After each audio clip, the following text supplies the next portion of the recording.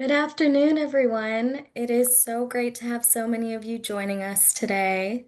My name is Hina Kuwayama, and I'm a policy analyst for Education Commission of the States. I want to welcome you all and thank you for attending our webinar on elevating workforce programs through data-driven outcomes. We have a great discussion for you in store today with our partner, Savvas. Please note that we are recording the webinar today to allow you to revisit the content and share with your colleagues. And if you're joining us for the first time, Partnering for Success is designed to provide you, our commissioners and policymakers, with opportunities for connection with peers, researchers, and innovators who are providing solutions to some of today's most pressing education policy issues. We intend for you to leave these webinars filled with insight, inspiration, and resources that will support you as you address similar challenges in your own state. On behalf of the ECS team, I'd like to thank our partners who help make events like this one possible. Thank you for your continued partnership and support that allows us to convene the people behind the policy. I'm especially pleased to join forces with Savvas and CredLens for today's important conversation on using outcomes data to elevate workforce programs. We have a wonderful panel today of education leaders and experts to highlight policy strategies for supporting students and educators. As we move through the session today, we want to hear from you as well. So as you follow along, please be sure to place your questions in the Q&A at the bottom of your screen, and we will address as many of these as we can after the panel discussion. First, I'd like to start us off by going over the national landscape for career and technical education and some of the state policy trends we've seen in recent years. So you can see some results from the 2025 New Hire Readiness Report from the U.S. Chamber of Commerce and the College Board on the screen. The report, the survey responses show that internships, career and technical education, and other work-based experiences, especially those resulting in industry-recognized credentials, are in really high demand among hiring managers. To meet that demand, states have been really increasing funding and access to high school career and technical education in recent years. States have increased funding for career and technical education by an average of $182 million over the last decade, according to an advanced CTE report. And policies in many states are expanding access to work-based learning opportunities by either expanding CTE offerings, increasing flexibility in graduation requirements to allow students to take more CTE courses, or even incorporating CTE and work-based learning into their graduation requirements directly. Next, I'm going to turn things over to Julie Harris-Lawrence with Savvas to give us an overview of some of the research that can inform policy considerations related to career and technical education offerings. Julie is the Vice President of Strategy and Government Affairs at Savvas, with over 20 years of expertise in strategic initiatives, advocacy, government affairs, and public policy. Welcome, Julie. We are really glad to have you here with us today. Oh my gosh, thank you guys so much. And I am thrilled to be here today. I'm particularly thrilled to be here with some of the smartest people I know and people that I think are really driving both the work and the data in this field. As a former classroom teacher, administrator, and state leader, I know how important it is to link both the work and the results. And these folks are doing it better than anyone else I know. Stacy Caldwell is the president and CEO of CredLens. You guys, if you haven't heard a lot about them, it's because CredLens is a little new to this space, but Stacy and Strata Education Foundation are not. They're focused on delivering really verified outcomes and data for the industry-based professional and workforce credentials in the U.S. are are really the tip of the spear. Stacy brings a rich and diverse background in education and workforce sectors, along with a real passion in driving improvements to the systems that support education and employment transitions. With I will say a little quick aside that I have known Stacy for about 15 years, and we have worked together on some very exciting projects. Stacy served as the first CEO of the Mastery Transcript Consortium. She has really looked at how reinventing the preparation for students for college and career in life. She has had senior leadership roles throughout the Princeton Review, College Board, Kaplan, where she's really focused on innovation and expansion of products, services, and strategic planning, but above all, partnerships. And that's the link that we hope that you get to take away today is that there's a lot of new work in this field. There's a lot of exciting new products and practices, but there's a way to link that with some really great public partners. Stacy holds a master's in education and an MBA from Stanford, and she earned her bachelor's in economics from Harvard University. Our other presenter today is Dr. Alyssa Martin, and if you are doing any work in the field of virtual and distance education, you all certainly know Dr. Martin and her leading work at the North Dakota Center for Distance Education. It's the state's only public virtual school. She has been the leader of that organization since 2022. She oversees more than 25,000 course enrollments annually. Under her leadership, NDCDE has implemented customized curriculum pathways. They've launched a statewide cybersecurity initiative that we are beyond thrilled about. She's had extensive legislative support as well as support from the highest level in her state. She has implemented a competency-based education model. She's expanded access to high-quality virtual learning and students across North Dakota and beyond. Uh, Before that, she served as the Assistant Vice President of Academic Affairs at the University of Mary in Bismarck. She oversaw instructional technology, student support services, and accreditation through the Higher Learning Commission. She spent nearly a decade as the Director of Policy Services for the North Dakota School Board Association, where she helped adopt and build some of the best K-12 policies in the country.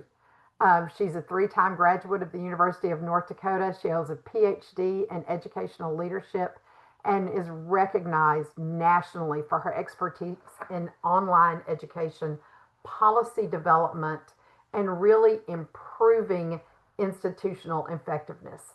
I brought these two folks together because they are both the selectors, the implementers, and the reviewers. I hope that you're able to draw from their presentation as well as the questions we're going to field after that. And please feel free to drop any additional questions into the chat. We're going to make sure that we get an answer to every one of you. If not live today, we absolutely will get them to you.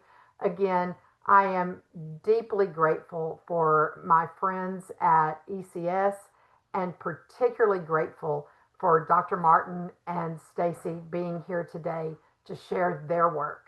So, Alyssa, I think I'm going to hand off to you to start us out. And again, thank you all so much. Thank you so much for that kind introduction. I hope I can live up to it today, Julie. So for those of you who are unfamiliar with the North Dakota Center for Distance Education, we, as Julie mentioned, are the only statewide virtual school in North Dakota. I think we're also probably one of the oldest virtual schools in the country. We were actually founded in 1935 as a correspondence education platform for students across the state of North Dakota during the Great Depression in order to provide them with educational access. We've obviously since evolved, and we are 100% online. We offer asynchronous virtual instruction primarily to students in the state of North Dakota, but we also have statutory authority to provide education to students outside of our state. We are a state agency, and so we are operating under Century Code. We have our own statute that governs how we operate, and we receive a large appropriation. About 60% of our operations come from a state appropriation, and about 40% come from tuition revenue that we collect from our school districts and parents who are paying individually for courses. I'm really excited today to spend some time talking to you about our newest initiative, which is CertX. This is a program that we have just stood up this summer. And so as much as I am excited to gather outcomes and hopefully report back on those at some point, today the focus is really going to be on some of the considerations that went into the development of this. And unfortunately, I do have to hop out early, but I am going to provide my email address at the end of the presentation, and I'd be glad to answer any questions.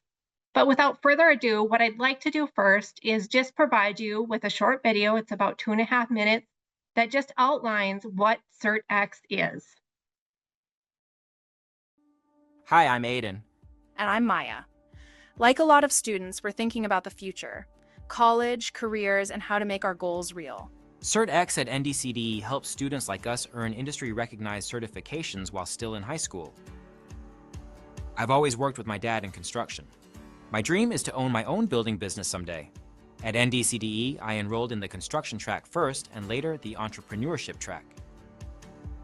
Through my 3 construction courses, I became OSHA 30 certified, and then I started the entrepreneurship track, taking 4 courses and earning entrepreneurship and small business certification. With those in hand, I joined my dad's company as an assistant owner in training. CertX gave me the skills and credibility to step into a leadership role right away. I've always been fascinated by how money works. I follow stories about businesses, the stock market, and even how my favorite sports teams are run. That's why I chose the CertX finance track. After completing my 4 CertX courses, I passed the QuickBooks Certified User and Microsoft Excel Specialist exams. With my counselor's help, I submitted my results to the American Council on Education, received college credit, and by combining those with dual credit courses, I shaved an entire year off earning my business degree. Our stories are just 2 examples. CertX also offers tracks in management for students who love leading teams. And architecture for those who want to design spaces and buildings. And more tracks are planned at CDE in the future. Each CertX track takes 1 to 2 years to complete. It's a real commitment, but every course moves you closer to certifications that matter and open doors for your future. By the end, students are ready to sit for exams with the skills to succeed. These certifications prove their abilities, something colleges and employers notice. And here's even better news. Once students take their exams and send CDE the results, they reimburse the cost. Some certifications are approved by the American Council on Education for College Credit. This means that if the ACE-approved credits are accepted by your college, they can save you time and money toward your degree. You will want to check with your college destination to see if they will accept the credits from ACE and how they will apply to your intended major. CertX also helps check boxes on North Dakota's Choice Ready framework, especially in Workforce Ready and Essential Skills, moving you closer to qualifying for the North Dakota State Scholarship. For me, CertX was the first step toward owning my own building business. For me, it helped with finishing college a year early. Now it's your turn. Do you just want to explore more courses, or are you ready to commit to a track? Tell us, and we'll add you to our outreach list so we can support you on your journey.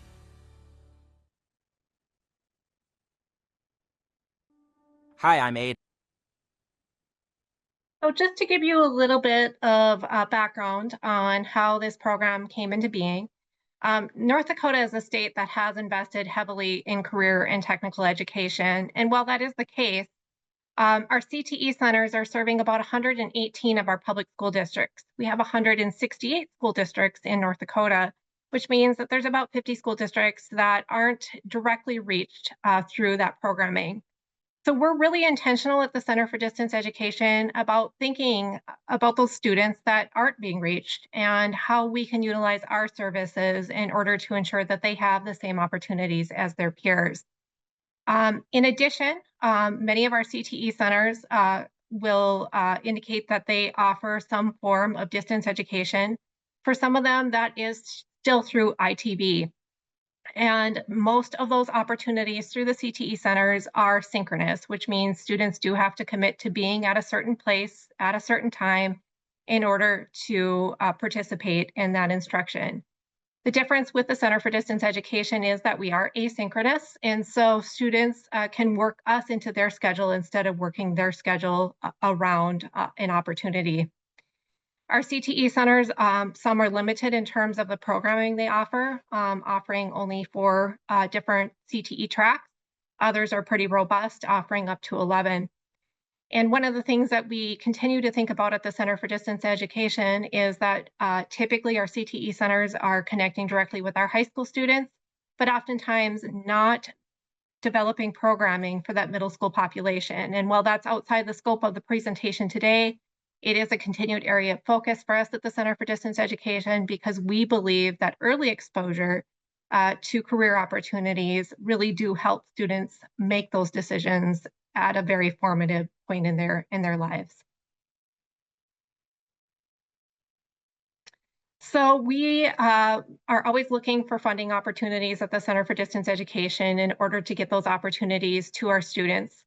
And one of the ways that we were able to make this program happen was through a grant through the North Dakota Department of Public Instruction. So the Center for Distance Education actually operates underneath of that agency.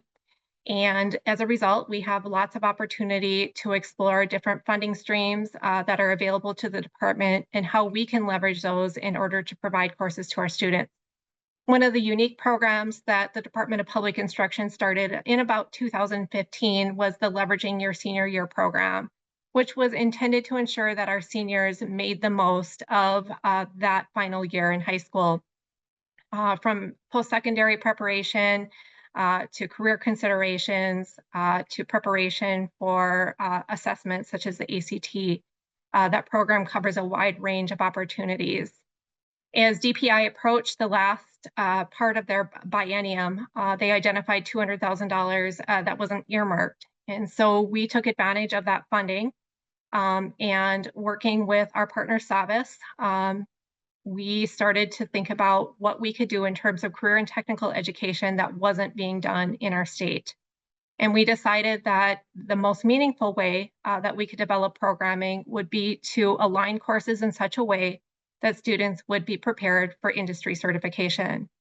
Savvas was really ahead of the curve in that regard. They had already started thinking very intentionally about how to lay out CTE courses in a meaningful way in order to ensure that students were prepared for those certifications. It was very easy to leverage their content. I'll talk a little bit today about how we customize vendor content at the Center for Distance Education specific to North Dakota in order to create these new pathways. The other thing that we needed to, of course, to consider as we were standing up this program was our timeline and our teachers. So at the Center for Distance Ed, we do employ about 85 teachers. We are required to ensure that all of our teachers are North Dakota licensed. And so we needed to look very closely at who we had available in order to stand up our courses quickly, because we were asked by the end of this summer, we received the grant in June, to have the CertX program up and launched. We wanted to look closely at our workforce data in order to ensure that we were aligning the industry certifications with what North Dakota needed. And what I will tell you is, due to timeline and teachers, this is more of an aspiration for us. We really are now wanting to focus on the healthcare industry, and you see based on the graph on your screen that that is an area where we have very high demand in North Dakota. So as we think about extending this programming, that is really going to be our primary area of focus. So some of the considerations as we started building out the CertX program was, first of all, what content we had available to us through Savvas, through some of our other existing vendors that aligned well with industry certification. And again, those industry certification considerations were really based on our workforce data. We also knew that many of our students were looking for more than just the industry certification. That really was a stepping stone for them, and many of them were going to want to pursue post-secondary opportunities. So we also wanted to find industry certifications that were recognized by the American Council on Education, so that students had an opportunity through that organization to have those certifications reviewed, recommendations made on college credit that they could then utilize, bring with them to their intended post-secondary institution. We wanted to ensure that the pathways were obtainable for our students. So we really wanted to avoid creating pathways that would take students for 3 years, for example, in order to complete. So we tried to limit our pathways to no more than 4 courses. And that also really helped us in terms of identifying which certifications we would be able to offer. We also needed to take into account our career and technical education coordinated plans of study. Those coordinated plans of study are rolled into what we call in North Dakota our Choice Ready framework. The Choice Ready framework is one mechanism that our school districts use for purposes of school accountability to demonstrate that their seniors are ready for a variety of different career and post-secondary options at the time of graduation. Each school district is required to work with our students to identify at least 2 of 3 tracks. And the 3 tracks under that framework are military ready, post-secondary, and career and technical education ready.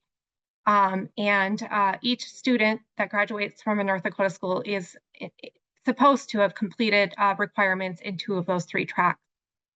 So we wanted to make sure we were aligning with that. We wanted to also incorporate some of our CTE courses that were underutilized. We wanted to ensure that those courses had relevance to students. They understood when they were taking them that they would result in a meaningful credential. And then we wanted to ensure that we were collecting outcomes. And so that was one of the key considerations that resulted in us deciding that we would pay the cost of students taking the certification exam. So the way that it works is once a student has completed a CertX track, they are provided with instructions on where and how they can complete the certification exams. Initially, they pay the cost of those exams out of pocket, but once they've completed, they come back to the Center for Distance Education, they fill out a simple form, they provide us with their results, and we pay the cost of those exams. Obviously, what that allows us to do is data mine and determine, did we help prepare these students to succeed on these exams? What modifications do we need to make to our curriculum? Do we need to add additional courses? Do we need to add additional content? And so it truly does become a holistic cycle in terms of quality improvement. So as I said, this program is very new to us, and this is just kind of our long-term target in terms of how we intend to share the good news about this program statewide. So this fall, we've really focused on our counselors.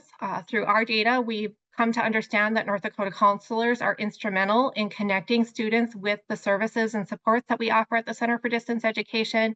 And so it made complete sense that they would be our target market for this fall. As we continue to expand programming over the course of this year, we do intend to connect with districts that do not currently have CTE access or have limited CTE access. We've also, through our grant, been able to deeply discount the cost of these courses for school districts throughout the state. And so those districts currently without CTE access are going to find that one of the barriers to entry could have potentially been cost, but we have eliminated that barrier through the grant. We also are very focused on our sovereign tribal nations in North Dakota. Many of those students are seeking opportunities to stay home and to find meaningful work in their community, but many lack access to opportunities through their local school districts in order to explore things like industry certifications. And so we're really excited because next month we do have our first meeting with one of our tribal nations to talk specifically about the CertX program. And then you'll see that we are expanding out from there. We hope to eventually offer CertX as a hybrid program where there is some hands-on work delivered through our CTE centers, especially as we branch into those healthcare fields. We also hope to eventually set up an advisory council with employers so that they can continue to inform us on industry certification needs, and we can continue to refine our curriculum to meet them. So with that, that is a broad overview of what we're working on at the Center for Distance Education. And Julie, I will turn it back over to you.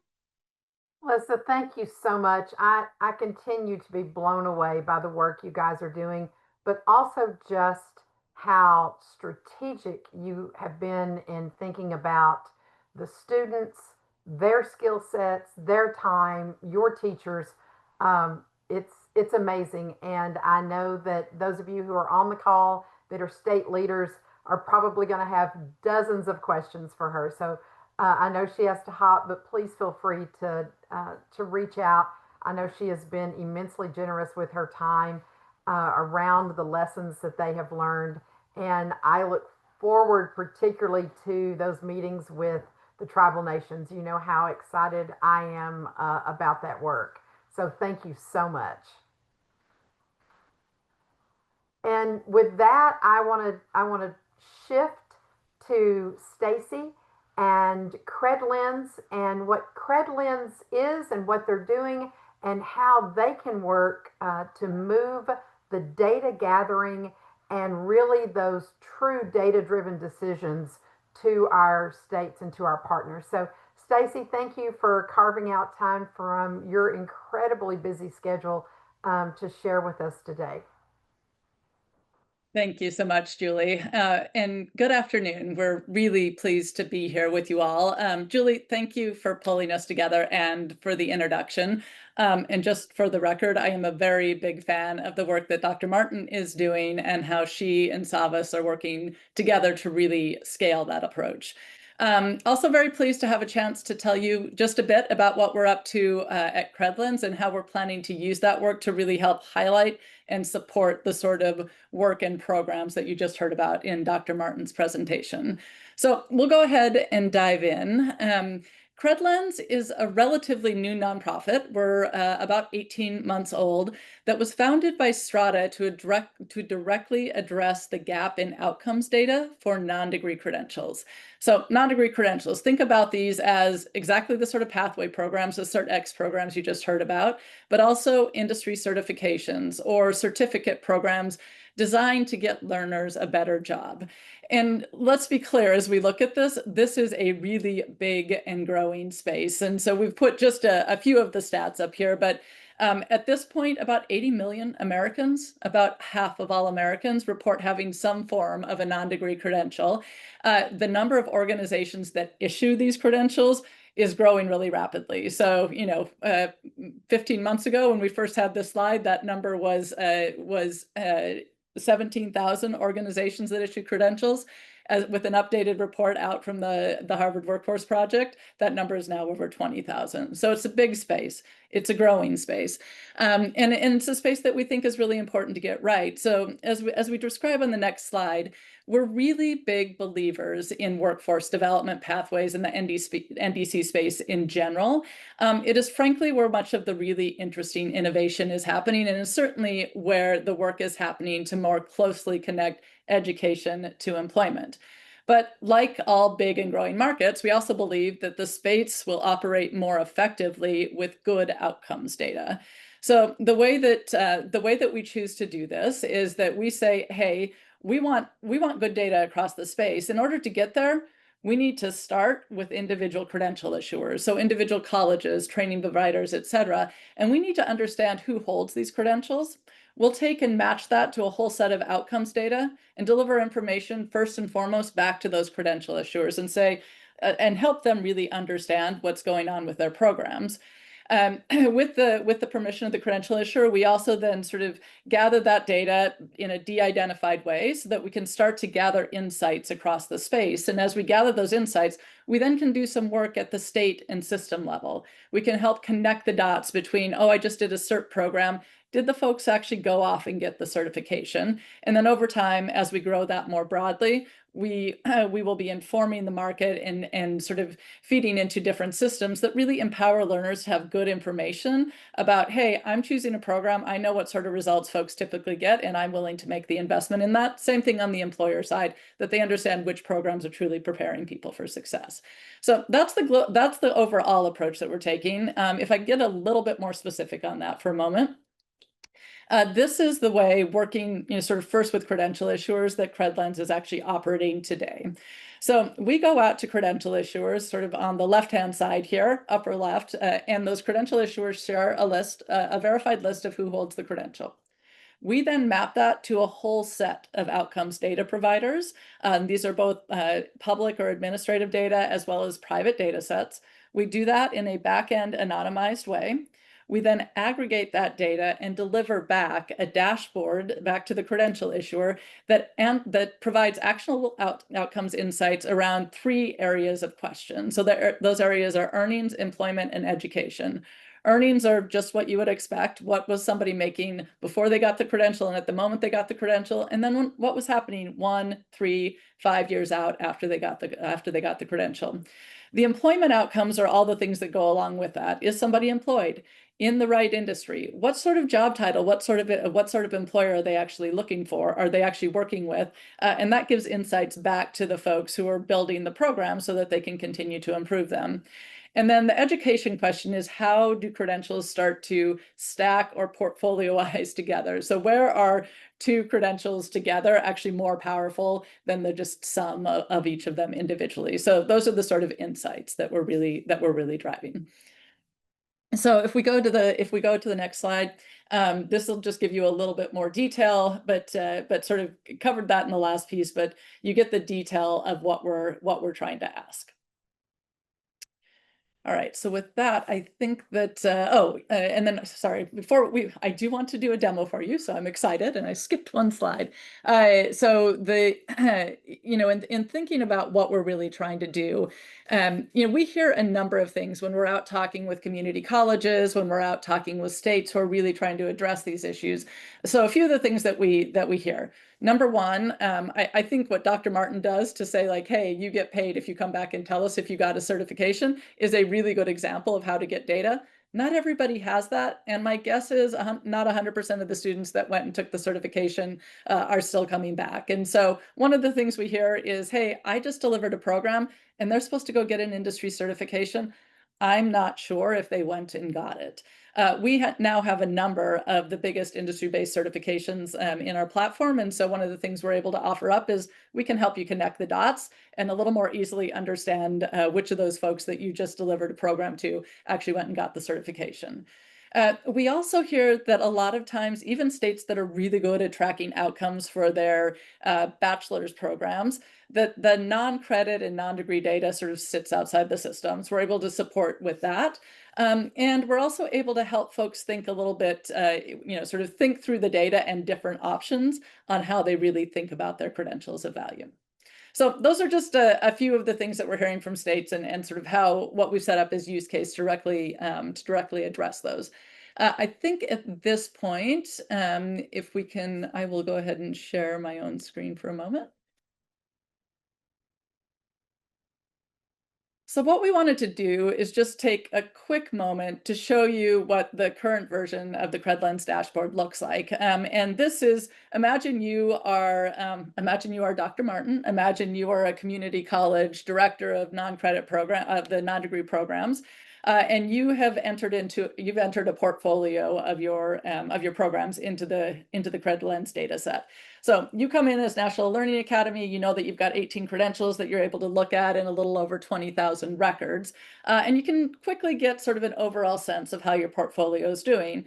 But more important to you in this moment is you want to dive in and say, hey, I want to look at an individual program and see what's going on. So we'll dive into one of our programs at National Learning Academy, which is our Program Manager Award, our certificate. And what you see when you come in here is we have 2 tabs of insights that we're generating. So we have an earnings growth tab and an employment outcomes. So looking first at earnings growth, these are the sort of questions that most folks start with. Okay, so what was happening to folks for your portfolio folks that have this program manager job? Well, it looks like in the 5 years before they got their program manager certificate, folks were in the sort of $22,000 to $23,000 and were sort of flatlining. They took some time, worked a little bit less while they got their certificate program, and then they saw some really nice growth over time. And you can see what that looks like at year 1, at year 4, and year 5 after they got the program. And just to note it, this is fuzzied data. It is based on real data, but it is fuzzied, so it is completely de-identified.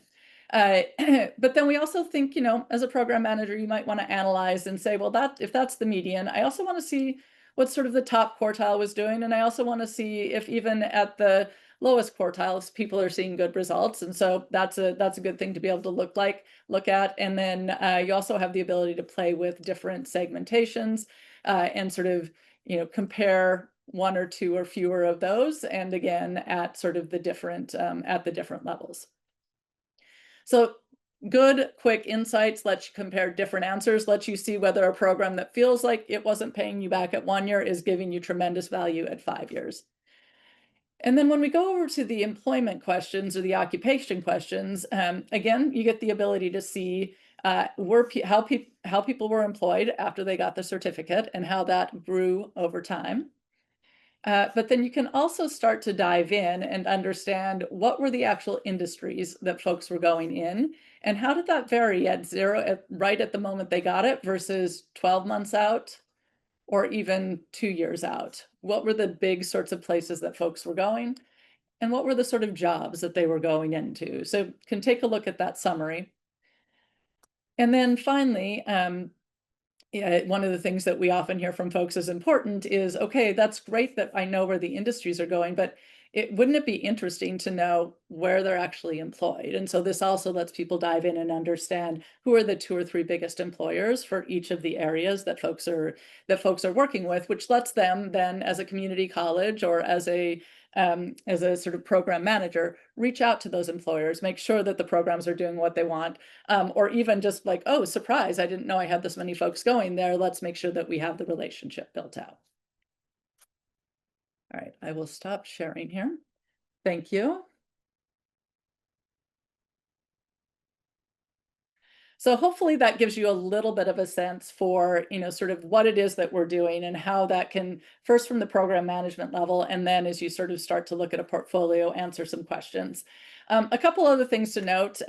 We at CredLens set out to build a national data trust, and we mean every bit of that. And so we really keep security, privacy at the core of everything we do. And we built a world-class backend from the very beginning. And so this is just a little bit of the sense of what we did. I think that some of the stuff that we're particularly proud of, we got our SOC 2 Type 2 as well as our ISO 27K certifications, and we did that at about 11 months, which is not easy to do and signals the fact that we, from the very beginning, we're building in the right security, not only security infrastructure, but also all the processes into that. And then finally, just wanted to end on, many of you are in the midst of thinking about, okay, Workforce Pell is coming and what are we doing with it? And so, one of the things that we're looking at is, I like to say there's much more unknown about how Workforce Pell is going to happen at this point than known. However, we do know that folks are really starting to think that through because, a July implementation date is coming. And so, we are trying to think about ways that we can be supportive. I just showed you earnings and employment. Turns out those are the things that you're going to need to look at from outcomes to evaluate a program. And so we're looking at ways that we can turn that data and sort of answer the questions that are in front of everybody right now. With that, I'll go ahead and close and go into question mode. Yeah. Wow. Stacy, that is astounding. I had not seen the demo piece of that in real time, and so that is amazing. Thank you. I think one of the things that interests me is this is a real shift into data-driven outcomes. I think for the vast majority of my time in education, we've prepped the students and, to your point, kind of sent them out to go forth. And the kids that we were close to were great kids, came back, or we heard from them, or but there hasn't been a track on this kind of outcome based. We've looked at traditional metrics like graduation rates. This data seems to be much more meaningful in the real job market space. How would you, if you were building a program, if you were in a state, how would you ensure that the data you're looking at is comprehensive and is kind of holistic? I don't want us to drop graduation from our vocabulary in the K-12 world. So how would you recommend folks go about that? Yeah, I think you hit on the key piece there, which it's sort of additive, not replacing, right? So you don't get folks to the end of these programs and get successful outcomes in terms of employment and earning if you don't make it through the program in the first place. And so all of those elements that are built in to ensure that students are making the right progress, are getting the right skills along the way, are sort of doing the work that matters within the program matter. And then I think what it is then stepping back and saying, okay, that shouldn't be the ending line. The thing that folks care about as they're, whether you're a state investing in a sort of CTE pathway, or you're a student investing in a certificate program that goes to certification, in both cases, one on a sort of more global scale, one on a very more sort of direct scale, people care about what they're going to be able to do with that. And so I think stepping back from that perspective and putting yourself in the learner's perspective, if you're about to take on a sort of 12-month or 18-month program, you want to know what you're going to be able to do at the end of that, what sort of job that you're going to be able to get. And I do see states starting to move this direction. It's sort of interesting. I think the credentials of value space and the fact that sort of folks are thinking about that. There are a lot of different definitions, but the idea of earnings and employment are sort of core into a bunch of that. So are you moving forward? People define the earnings in different way. It's, an ROI against an ROI over 10 years against the cost in high school. It is, hey, are you outperforming high school? In some cases, it's, hey, are you getting something that would be considered a sustaining wage in a given state? So there are different definitions, but everybody cares about that sort of, are you earning what you should, or earning, sort of earning enough to make the investment worth it? And then same thing on the employment side, sort of, are you in the right industry? Are you on a path that lets you continue to grow? Or is this sort of a one-time bump and then you're going to need to think about some other program in order to continue to grow?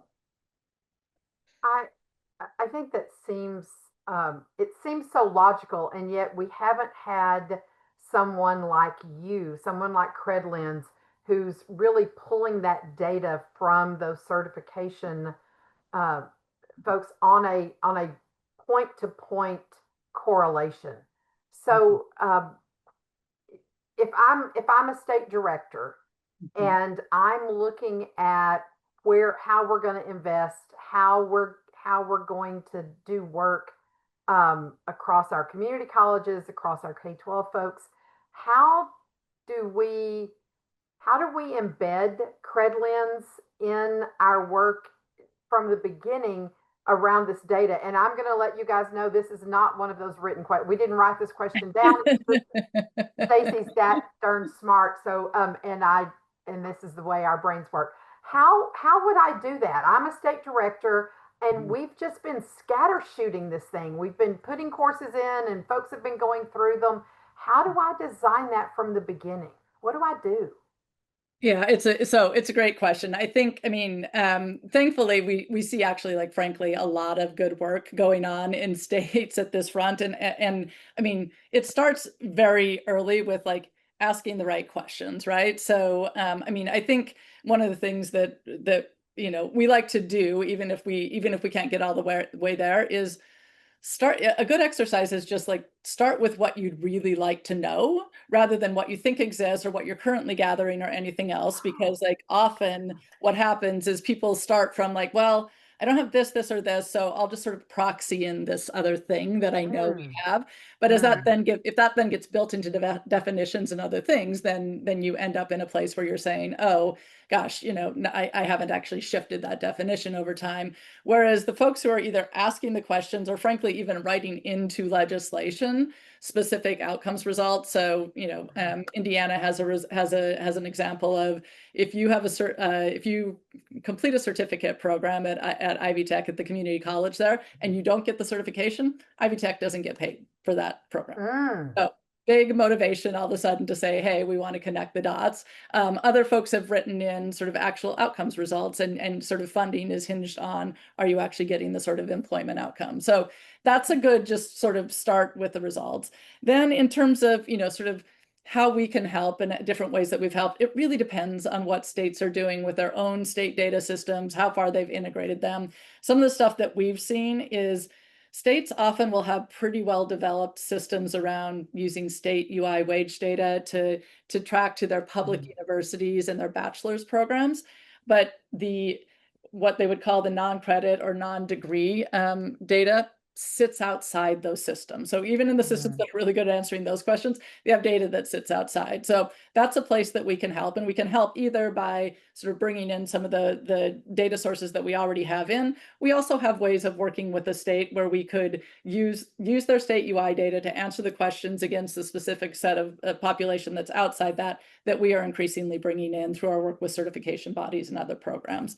And then finally, you know, I think we're one of the capabilities that we're building is the ability to then communicate that back out to colleges, programs, et cetera. And so just the ability to sort of very easily put in everybody's hands, the ability to see that data, that is one of the other things that, you know, state data systems are often completely underfunded relative to the number of requests coming into them. So if there's ways that we can help like that, that's the other thing that we're typically working with folks on. That seems like a great space when we've all discussed this idea of this public-private partnerships and this virtuous cycle of instruction, collecting information, that feedback piece. It seems to be a kind of a new piece as well. I think we've had a lot of data. I think understanding it and doing something with it. I particularly like the space of reporting that data back out. As Dr. Martin talked about, those underserved communities. So the rural, underserved tribal communities. But we also know some of our urban school districts and our urban communities are as underserved as our rural communities. So those kind of underserved communities, that feedback, does CredLens see a time where, or maybe you're doing it now, where that data gets made public? So as students are, you know, looking at what path they want to go on, they can look at this data before they make those choices? Or are you guys doing that now, or is there someone else doing it really well that you know about? Yeah, so 100% agree with you on the end goal of a well-functioning system will have good data so that everybody understands program outcomes. And so yes, absolutely, the big goal of what we're building here is something that students would very easily be able to get in, understand, and understand the results of a program, and understand the results of a program for their specific area versus maybe something that is online that they could take as well and have the ability to sort of compare those. In terms of, so we are not doing that right now. I mean, we are, the way we work is we go first to the credential issuers. They share data, we share their data back to them. they keep control of that data. That is their data. And first and foremost, they get to use that for continuous improvement, understand which programs have rock star results and they should celebrate them, which ones they want to go talk to employers and figure out, hey, is there something we should be tweaking and doing a little differently? And you heard Dr. Martin talk about this. That is her example of like, hey, we use that data to go improve our programs is exactly the sort of programs that we want to be working with. So that's sort of like the number one thing. Here's what we think will happen over time. Number one, where folks have great results, they're going to say, yes, I want to share those. Where a state looks and says, hey, I want to distribute funding to the places that are doing this the best, you want that funding, you need to share your data with me, the state. We think that's going to happen. So folks will say, yes, I'm willing to share that. And then we think, frankly, over time, the folks who are doing really good programs are going to want to celebrate that and want students to know it. And so we think either they will share it directly, or frankly, we see this data set as it grows as, you know, sort of a good input of verified data into the sort of range of nav tech or sort of student solutions that are being built. So, you know, I think we look out a couple of years and 100%, this really good verified data will be in the hands of students. I doubt that will be because we build a consumer product. I think it will be because we've built out enough of a data set that we can inform some of the other really good work that's going on. I think it's a space too, as a instructional materials provider, as the folks who build that, the idea that you guys, that data could be used by the certification folks to go and say, or the deliverables of, you know, what do we need to change to make cybersecurity to certificate credentials worth more, you know, in the field, and then coming back to us and us being able to change that. I think one of the things that Dr. Martin, and I'm going to speak for her just briefly, is serving those communities. The idea that she could have asynchronous digital material that would also allow for those kinds of changes quickly, at least more quickly than we're used to seeing changes in the instructional materials world. Stacy, I have one more question because I know we're kind of coming up on time, but you've spent a lot of time in the K-12 world and in the college prep world, and now you're looking at this world. I've never thought about those two things as roads that went different directions, but I do think there's been a barrier in those, that college and career never really had the and. Are you seeing more and these days, and less of, we put you on this track and now that's your track forever and ever, amen? What are you seeing out there? And as state leaders, what should my colleagues be looking for? Yeah, I'd cite, I think I'd cite a couple pieces of data here just to sort of set up the stage. So I started with a sort of data slide that said this space is big. It is truly massive. Half of all working adults hold some non-degree credential. The rate at which people are getting those credentials is growing at 4 to 5 times the rate that people are gaining associates and bachelor's degrees. And so it is a big space. It is growing rapidly. And so it is a classic sort of, and you know, folks are seeing that. And so more and more folks are coming in and entering into the space and saying, this is what we can do.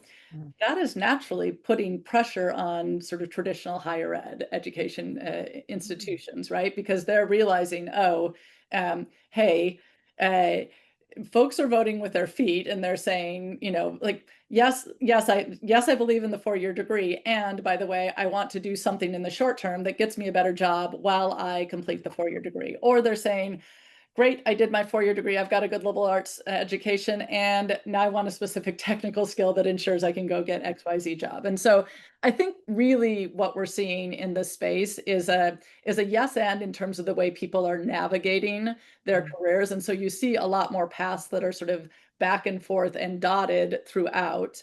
And people are making their own paths. Colleges are also trying to support that by building in certifications into the pathways. But I do think that like and like, frankly, I think COVID accelerated this a little bit by sort of knocking people off some of the traditional path and saying, oh, wow, look at what experimentation can get me to. So I see a lot of folks saying, yes, this is what I like from a just consumer demand. This is what we want to do. This is where we're going. I see the non-degree credential space just exploding in innovation to support that. And then you see the higher ed sort of one step off saying, oh, shoot, like my programs take 2 years to get through accreditation, but I'm going to make it happen anyway because I need to get there. So I do think I think the and is coming in. I think that sort of path of ensuring, sort of, look, I'm a big believer in liberal arts education, but I think also giving folks the ability to navigate that, make the choice for themselves, and understand the financial elements of that is just increasingly important. And so I'm figuring out ways to do that. I'm super excited about the innovation in the space, and and think that we only get to harness that innovation if we can have good data underpinning, so that everybody understands where are the quality solutions and where is somebody that probably is a less good investment. Well, as all of you who are on the call can tell, Stacy and I could talk about this all day. So if you're ever at a conference or you're out and about, or you just want to talk to us, please feel free to reach out. I am so grateful for my friends at Education Commission of the States hosting us today. And I look forward to continuing this conversation with all of you. And Stacy, Alyssa, in absentee, thank you so much. And thank you so much. Thank you. Thank you all so much for attending today.